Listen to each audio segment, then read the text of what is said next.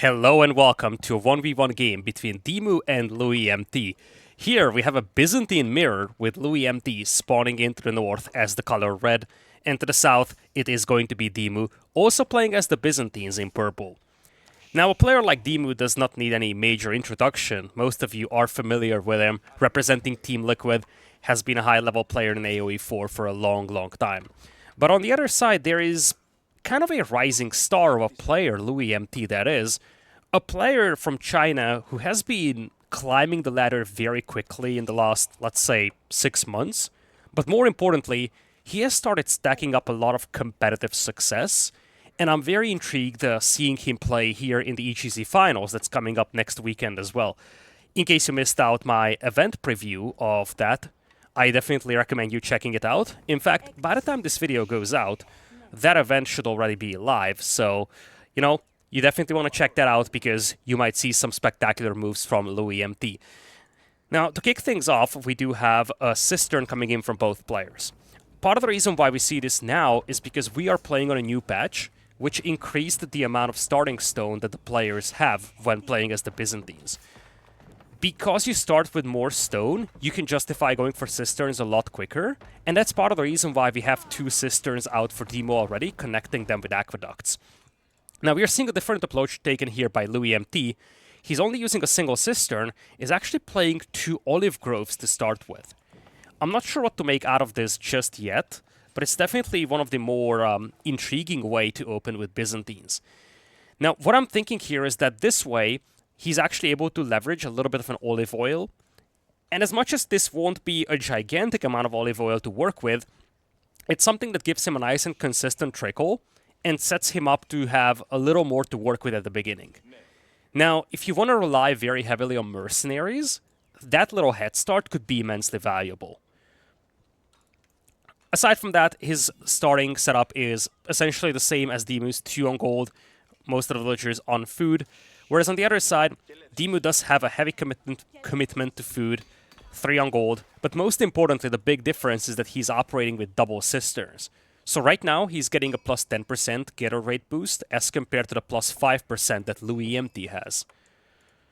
Now, looks like Demu is rather low on food over here. He definitely doesn't have the resources for Feudal Age just yet, whereas on the other side, Liquid.Demu actually has. So it turns out that despite this 5% discrepancy when it comes to the income boost, Liquid.Demu is actually a little quicker going up to Feudal Age. He's aging up with the Hippodrome, a slightly surprising move, I should say, given that I at least anticipated him to play somewhat into mercenaries, given that he went for olive oil so early. So I'm actually somewhat surprised about the Hippodrome being the landmark of choice here. We're going to have to see how this works out, but we are going to see some horsemen from him. In the meantime, Hippodrome is the landmark of choice as well for Demu. A couple of changes happened to the Hippodrome as well in the recent patch.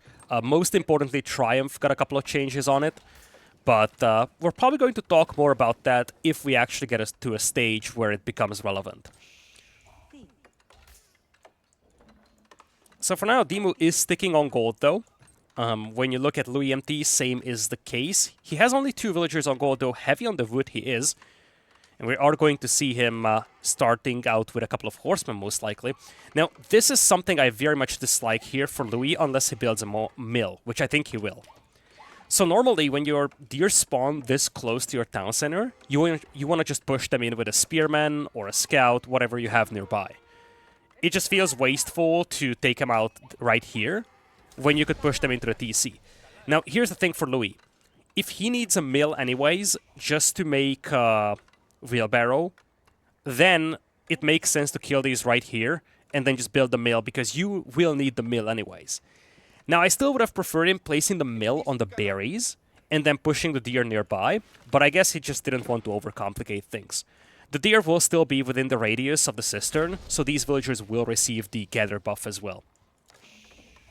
Second cistern, little delight here for Louis compared to his counterpart on the other side. Louis being very active here near the enemy Hippodrome. In fact, so much so that he even threw some torches on it. It's down a little in HP.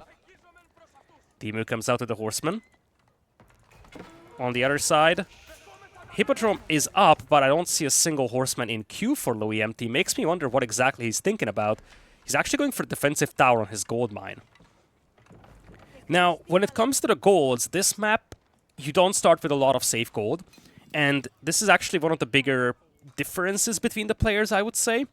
Both of them have spawned with the gold on the front, but Demu has his production building a little closer, so he can reinforce this position a little bit more. Also, this gold is a little bit more offset from this cliff, whereas for Louis, it's actually very close to the front line. This is a bad gold spawn for Louis.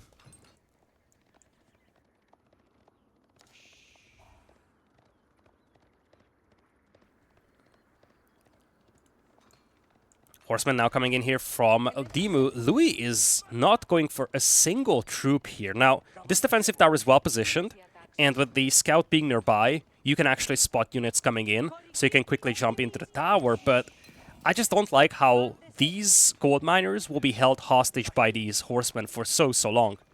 Demu can just poke around and force these units to jump into the tower very quickly, and it looks like Louis.Demu wants to go for a naked fast castle here.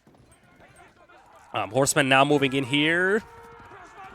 Nice little pinch. Villagers actually getting their spears out over here for Louis. Saves all the villagers.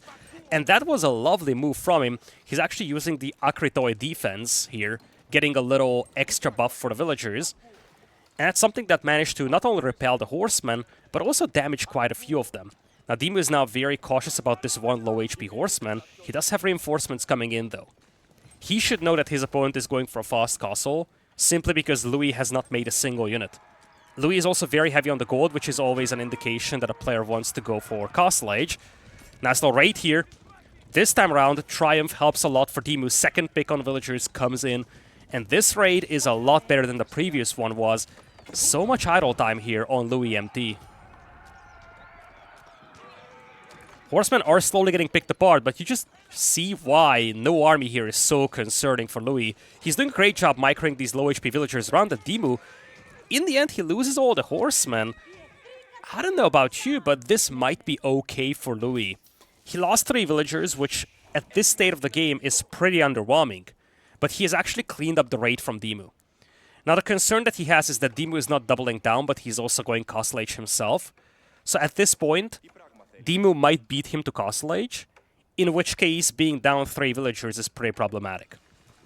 So this is actually kind of a problem of lack of vision for Louis. You see, he was actually on sheep. If he knew that there is no horseman coming in, he would have gone for the deer. And he's even going for arrow slits. He's investing into a lot of things that help him survive here, because he's anticipating a second wave. In reality, nothing is coming out of Demu, so these resources are kind of wasted, and they just delay his Castle Age timing here. By the way, the early groves that we've seen from Louis, I guess this is very reminiscent to a fast castle build from AoE2, where you essentially build 2 farms in Dark Age so that you deplete your available food a lot slower, and that basically means that you will be safe and tucked away inside your base, not having to move out for additional resources before Castle Age. That's just a idea I had on this. I don't know if that's actually the reason why he built 2 groves, but that kind of feels like the concept. Now, big difference between the 2 players over here. Cistern of the First Hill coming in from Louis, which is a clear play towards Cataphracts. Whereas on the other side, it's the Golden Horn Tower for Demu. Now, combining the Cistern with Cataphracts is extremely powerful. This landmark gives you essentially healing points, so to say, little flasks that you can use to heal your units on the battlefield. But these can be automatically triggered when a unit is heavily damaged as well. This doesn't work well when you have a lot of low HP units or a lot of low quality units, as they will deplete these healing points very quickly. It works exceptionally well, though, when you have a few premium units that you want to keep alive, like Cataphracts. And there's a lot of synergy between the Cistern of the First Hill and a Cataphract build. On the other side, though, we do have the Golden Horn Tower, which helps you mass mercenaries, something that Demu won't really be doing at the very beginning because he doesn't even have any olive oil income. Obviously, it does give you consistent influx of mercenaries, but it's a matter of Demu not committing a lot to mercenaries himself from the mercenary house right now. He's going to be on 3 Cisterns. Same thing with Louis. He's just now finishing up the Cistern of the first hill. Goes for a second stable. Now, Limitani are coming out here for Demu, so he's expecting Cataphracts here, as he should, and he's investing very heavily into the Limitani. This is concerning for Louis, because I don't see any units from him that are capable of dealing with this. In fact, Demu himself getting a couple of Javelin Throwers out is also something that's going to help dealing with Archers, although Archers already struggle badly against massed Limitani because of the Shield Wall ability. Now for Louis, what he wants with these Cataphracts is raiding potential. Goldmine is defended, but there is an opening on the berries. Lumberjacks are more than exposed, so are the Hunters, so a lot of opportunities here for Louis to do damage. First Cataphract gets pinched here by the Spearman, loses a lot of HP, turns around to fight. Louis, he's actually using up his healing points right now, trying to take out some of the Limitani here. Does take out one, there's a second Cataphract coming in, nice micro by him. That healing ability coming in from the Cistern of the first hill is something that's coming in clutch over here. Now it looks like he's using manual for the healing for the time being, but eventually as the game goes on and as he gets more and more Cataphracts, he's probably going to turn that on to auto. Looking at the eco, it's essentially neck and neck, but these Cataphracts are extremely valuable, and I'm also seeing Louis MT using that map control he has to secure relics. He's being cautious with these. He isn't moving out for the very exposed relics. He's just taking the ones closest to himself. But I appreciate how he's leveraging the map control that he's being given by Demu. Having said that, Demu has got a lot of Limitani over here, and this is way too much to fight off with Cataphracts only. In fact, this Cataphract is near dead running into all these spears. Now, if you are Louis MT, I think one thing he could consider is barracks and making a couple of Varangians, because Varangians would be shredding these Limitani. Alternative would be a mercenary camp and getting something out that is okay against spearman-style units. But you see, here's the problem. You are reliant on this gold mine, and mass spearmen will push you away from it. This tower is not fortified, so the spearmen can do very well against it. And Louis is forced to pull back all of his cavalry to fight this. Normally, you don't see spearmen dominating a cavalry build like this, but when you have extra arrow fire resistance, it's a completely different story, and the single Cataphract does get picked off. Nice little fight here for Louis MT still. He's picking off a lot of these Limitani, and when the dust settles, he gets out of this engagement with all but one of his cavalry units still alive. He can heal all of these back up as well, and Demu has lost most of his Limitani. Now, one thing that Demu has done well, though, is kind of alleviate the pressure from his base. There was not a single raid going into his base so far, because the Limitani always kept raiding.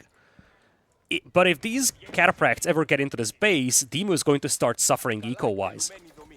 Behind this, I love how Louis is quietly picking up most of the relics over here, and there's a lot of openings over here for Louis MT.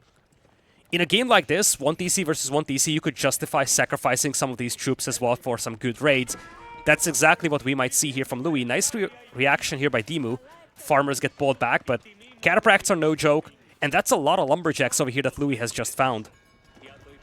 Nice little micro here by Demu. Pulling back the villagers, Limitani arrive, and it looks like Louis is just going to play this nice and safe. He's going to disengage. New Cataphracts are also on the way. Camels popping out, though. Great response when it comes to mercenaries against the cavalry. Speaking of mercenaries, we will have the Eastern Mercenary contract.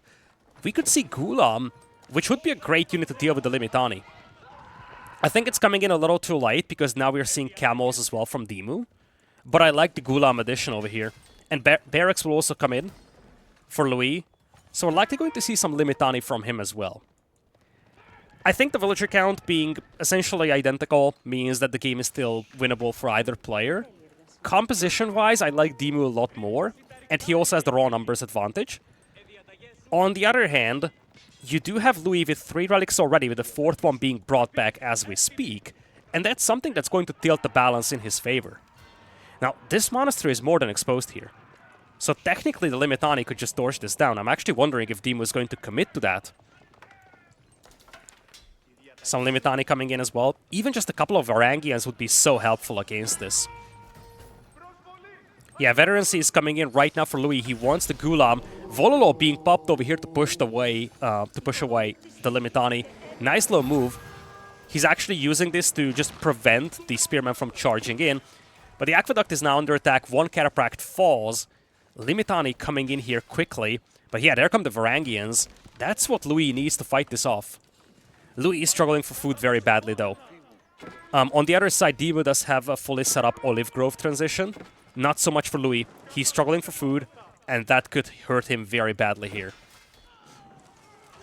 He's fighting on two sides over here. Catapracts engaging as we speak. This is once again a beautiful cleanup by Louis. Destroyed value not so much in his favor, though. He has lost a couple of those precious Catapracts. One thing that Louis doesn't have now is mineable gold. He's running out of gold here. And I feel like he's having this issue, having to chase down this army and fighting off this one at the same time.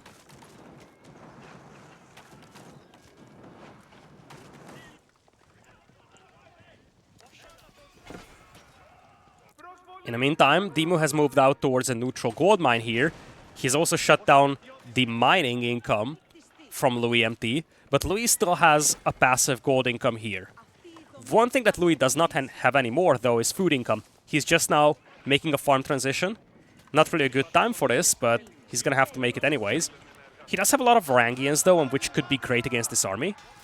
And he does have some Gulam coming in as well. This is actually possibly a good fight for him, unless he uses the Catapract as a meat shield against Spearmen. Louis MT a little overzealous, potentially. He probably could have waited until some of those Limitani have been thinned out by the Gulam plus the Varangians. He's using the Cistern of the First Hill to heal up many of his Catapracts, though, so he's doing a decent job keeping this army alive. But again, at the end of the day, you're fighting Camels and Spearmen with Knights, or a Knight-style unit, and that shouldn't work well in the long run for Louis. He managed to repel the first wave, but the second wave is coming in still. Villagers have to fight off Limitani on the other flank. Looks like Demu is going to disengage from this one, but he kind of left Louis' eco very battered here. At the end of the day, Louis is still on a Cistern level 4, and he has completed a farm transition, but his consistent gold income is no longer there. He's basically out of mineable gold, his only source of gold being relics. And when you look at Demu, he has been building up a second wave behind this. In fact, as he regroups in the middle, Louis has to leave. And some of his Gulams will also take a lot of extra damage here as he's falling back. More Limitani are coming in. Range as well for Louis. Numbers aren't looking very fancy for him, and the army value is no longer in his favor. 1,500 army value against 1,000 here. All of his Catapracts are now gone.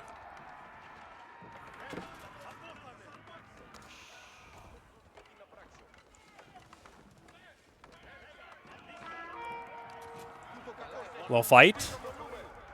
Once again, Louis is holding. He's kind of surviving for the time being. And in the long game, those 4 relics will mean a lot.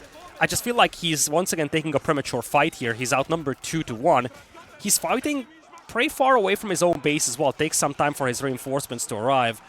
Maybe he could have just gathered his units back close to the TC, wait for Demu to dive, and then take a fight under the town center. Now his Varangians are getting picked off one by one here by the javelin throwers. His army now pretty much gone, and looks like Louis MT will be knocked out of this game over here by Demu. What a lovely showcase from Demu, really leveraging many of these mercenaries now. Camel riders, javelin throwers, and really just played hard Limitani against the Catapract build from Louis. Louis is going to tap out of this one, and Demu secures the game. So what did we learn from this game? I think one of the big things that we took away from this was how Demu was able to delay the Castle Age from Louis MT, simply using those 4 horsemen in a combination with the Triumph ability from the Hippodrome. And when he got to Castle Age, he didn't go for Catapracts himself. He went very heavy on the Limitani, and he was aggressive with them. He was the one forcing engagements close to Louis MT's gold mine, and this forced Louis to keep his cavalry back at home.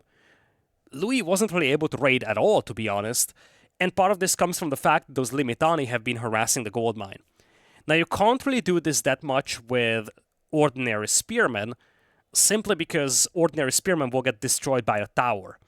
But with the shield wall ability of the Limitani, you can stay a little longer underneath those towers, and that allowed Demu to essentially hold these gold miners hostage for a long time, forcing Louis to take those fights at his own gold mine instead of using the cataphracts to raid. With this cast is going to be wrapped up. Thank you so much for watching. If you enjoyed, please consider liking this video. Please consider subscribing to the channel. It helps me greatly. Hopefully you've enjoyed. Thank you so much for watching, and I'm going to see you in the next cast.